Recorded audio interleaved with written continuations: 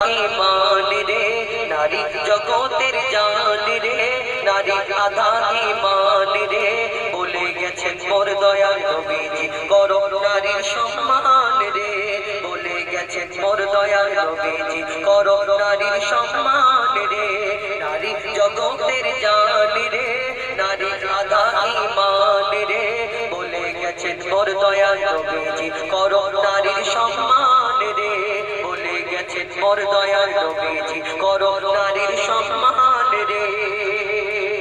এই দুনিয়াতে আমার নবী আসার আগে নারীদের অত্যাচার করা হতো, জুলুম করা হতো। আমার নবী আসার পরে মানুষকে বুঝিয়ে দিল যে নারীদেরকে আল্লাহ অনেক সম্মান দিয়েছে, এদের প্রতি অত্যাচার জুলুম করা যাবে না। কিন্তু আমরা সেই নবীর উম্মত, এই দুনিয়াতে অনেকজন আমরা কিন্তু এখনো নারী নির্যাতন করে থাকি।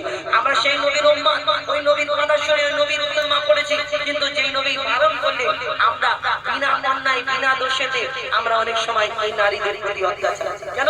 শ্বশুর বাড়ির লোক গরিব মানুষ, বাড়ি আব্বা কিছু বলবে না, ভাইরা কিছু বলতে পারবে না, কিন্তু আল্লাহর ক্যামেরা চারিদিকে চালু হয়ে আছে, এটা মানুষকে চিন্তা ভাবনা করা দরকার। কবি সে সম্পর্কে আরো কি লিখছে দেখো, নারীকে কেউ কখনো নিজের গোলাম ভেবো না, নারী ছাড়া এই দুনিয়ায় কেউ আসতে পারে না, নারী ছাড়া এই দুনিয়ায় কেউ আসতে পারে না, নারী যদি হয় মূর্খ পিছিয়ে যাবে সমাজ, পুরুষের উন্নতিতে থাকে গো নারীদের হাত, পুরুষের উন্নতিতে থাকে গো নারীদের হাত। বলে রাব্বানা সুখ পাবে না, বলে রাব্বানা সুখ পাবে না, করলে নারীর অপমান রে,